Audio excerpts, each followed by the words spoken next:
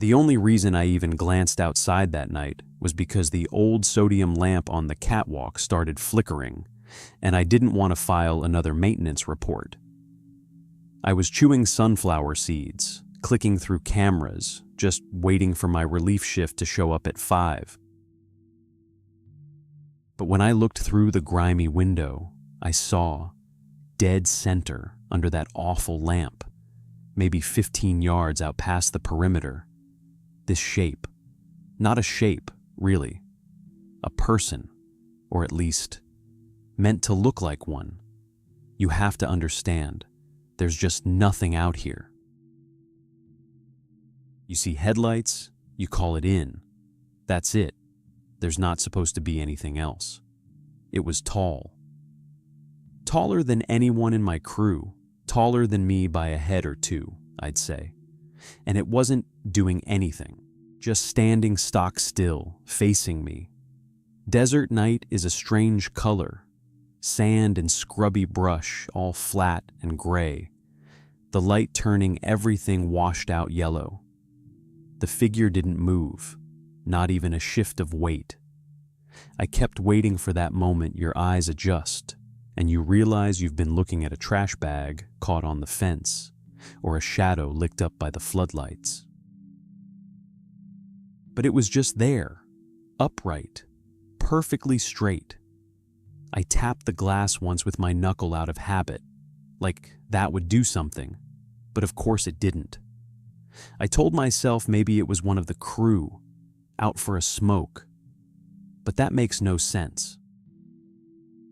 No one goes past that outer fence without 2 keys and a sign out. You'd lose your job for even trying. And yet there it was. The air in the control office is dry as old bones, humming with machine noise and that constant background buzz from the core cooling panels. I went back to the monitors, made myself focus on log entries, but the urge to check again scraped at me. When I looked a second time, the figure was closer. Half the distance now, maybe 7 yards out. Still under the sodium light, which made the rest of the yard look even blacker.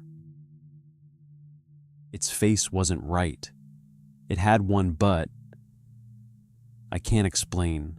Something off about the proportions, the way the shadows sat on it, like it was trying to keep its features in the dark. I snapped my head back so fast I almost hurt my neck. Checked the monitors. External cameras pointed everywhere but the exact spot where it was standing.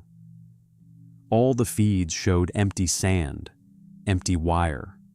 I toggled every camera angle, flipped to infrared. Nothing. The perimeter lights went on and off sometimes, sure, but nothing slipped by me. My hands were shaking a little. I shook it off, grabbed the walkie, told myself to quit being stupid. By 3:12, I've never forgotten it. The clock ticked over right as I looked. The thing was practically at the fence itself. This time, I didn't check the window. I looked straight at Camera 4's feed instead, which pointed right down the main line along the east fence. Blank.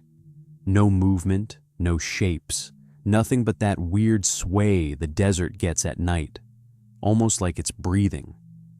That's when I realized, the only times I saw it, it was when I wasn't looking at a camera at all. Only with my own eyes, not glass, not a lens. I don't remember deciding to go outside. I just remember the sense that I had to see it from closer, if only to prove myself wrong. The air was colder than I expected, and the crunch of the gravel under my boots sounded so loud it pissed me off, made me feel exposed. I got as close as the fence line. The thing was gone. I spun in a quick circle, all that sodium yellow stabbing shadows out across the sand. Totally blank. I tried to laugh at myself and call it an optical illusion, but the laugh stuck in my throat. Because where it had stood, the dirt looked smudged somehow, the way sand does when you drag a boot but don't quite put your full weight down. The fence, too, one of the links was bent outward, clean and fresh, like something very strong had leaned against it. I tried to radio out to security. Nothing.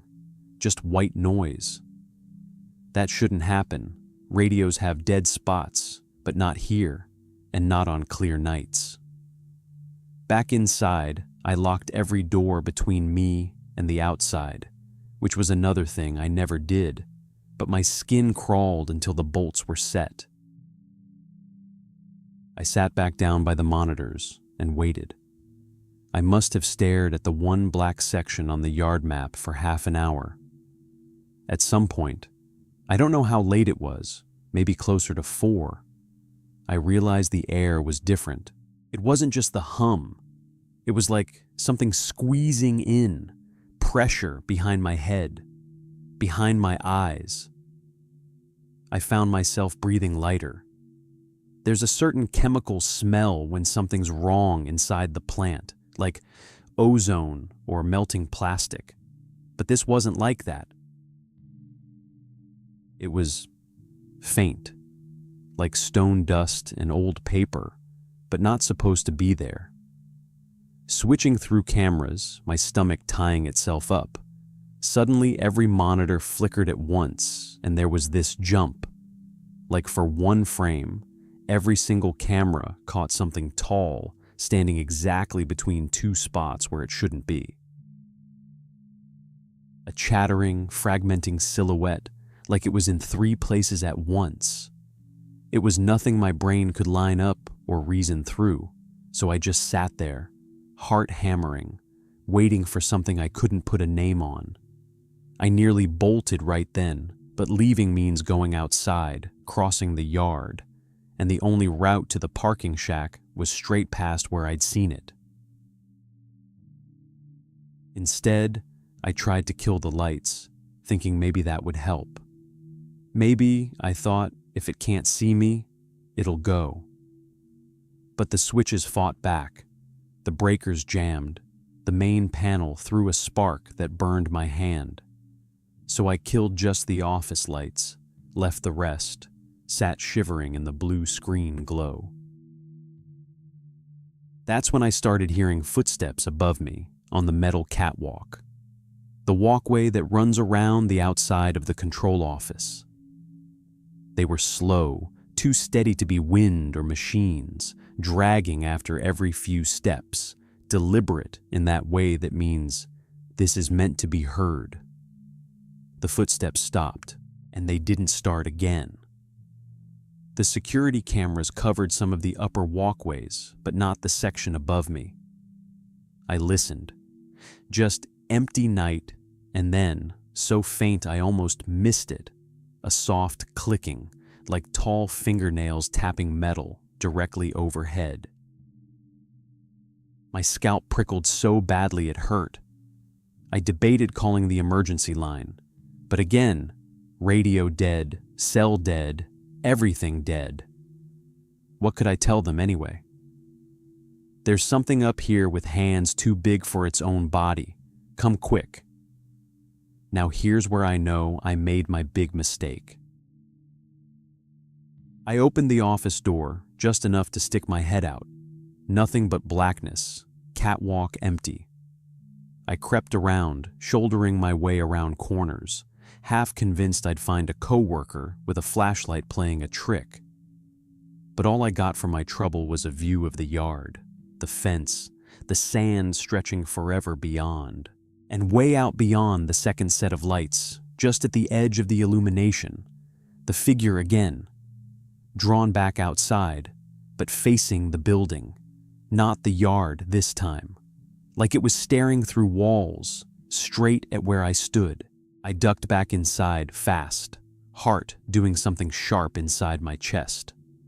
That broken radio white noise was everywhere in the room, pressing down so hard my ears felt stuffed. I started to sweat. Every once in a while I'd check the window again, and each time less and less distance between the thing and the building. The last time I saw it out there, the way it held itself was wrong. Too rigid in the spine, arms a little too long, like it had to remember where joints are supposed to go. I remember catching my own reflection in the glass and being struck with the awful feeling that if I just trapped its gaze too long, it would start moving again, so I stopped looking. Around 4:40, with dawn still a long way off, I saw something. I don't know what else to call it, but I saw a glimpse of myself on camera, which should have been impossible. I was in the control office, not anywhere else, but there I was, head bowed, moving along corridor 3A where the security locker is, the next place my shift schedule had me checking. Then, next frame, it wasn't me, exactly. The height was wrong, and the posture, a narrow tilt at the shoulders maybe, but I can't say for certain. Flick, back to empty corridor. I tried to call up the live feed, tried to run the recording, but everything was lagged, skipping seconds at a time. But every monitor I looked at, every schedule cue, the figure was always just ahead of where I was supposed to go. By now the air in the office was thick, like trying to drink air, syrupy and too warm despite all the fans. The sodium lamps outside pulsed with each camera advance. It gave everything this nauseating rhythm, like the plant itself had started breathing too fast, and I could feel it twitch under my boots. I reached for my keys to lock myself in, but that's when the lights all blew at once, just a dull pop and green static everywhere. The only light was the monitor bank, more blue and white, nothing natural, and in every camera, every single one, it was there. In the locker hallway, at the locker door, in the fuel corridor, each camera, the figure, same distance ahead. Always just out of reach, but standing at the next place on my rounds. I couldn't shake the feeling that I was not just being watched, not just followed, but mapped. Like it knew where I was supposed to go before I did, the same way the maintenance logs lay out your whole night before you even arrive. That's when I realized the roof access door was open, even though the alarm indicator didn't blink. I shouldn't have looked, but you can't ignore something like that. When I stepped into the hallway, every surface felt unreal under my shoes. The corridor seemed too long, the floor just a little sticky, like shadow pooled in the seams. I made it maybe 10 paces before the security light at the far end clicked on, and behind me, the handle to the control room door turned, very gently. Not like someone opening, but testing for resistance. I ran, I admit it. I flat out sprinted to the main exit, trusting in muscle memory over sight, smacked my knee on a loading cart, and kept going. The offices were all dark, and as I moved, I swore the walls were bending, ever so slightly, like the geometry of the plant was swelling or deflating to let me through, or maybe just to keep me in a loop, funneling me. I reached the exit, but the key jammed. I pounded on the glass, uselessly, and behind me, I don't think steps is the right word. Not quite a movement, more like an arrival. It was inside the building, just out of sight, but I knew, absolutely knew, that it would always manage to keep just enough space between us that I'd never actually see it arrive. My hand shook so badly I almost dropped the keys. My only blessing was that another worker's headlights flashed over the parking lot just then. I don't know if it was the figure that flickered away, or if it was just the sudden surge of outside reality popping the bubble, but the shape in the corridor vanished. The air snapped back to normal. The lights came up, one circuit at a time. I told myself it was all stress. Night shift, dehydration, maybe a micro seizure or something.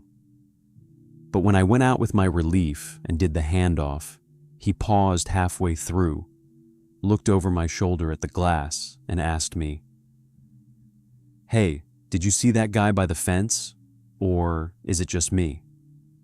You know how most places, if something like this happens, you quit, right? But there's nowhere else to go out here. By my second night back on shift, everything seemed fine, except lately, every time I pass a monitor and see my own reflection. For a second, I'm not sure if it's me or if it's getting closer every time I look. And this is the strange part, that shape outside. It never moved on camera, but last night, in the monitor glass, I finally saw it blink. Not me, just the eyes, staring, and the rest of the reflection absolutely still.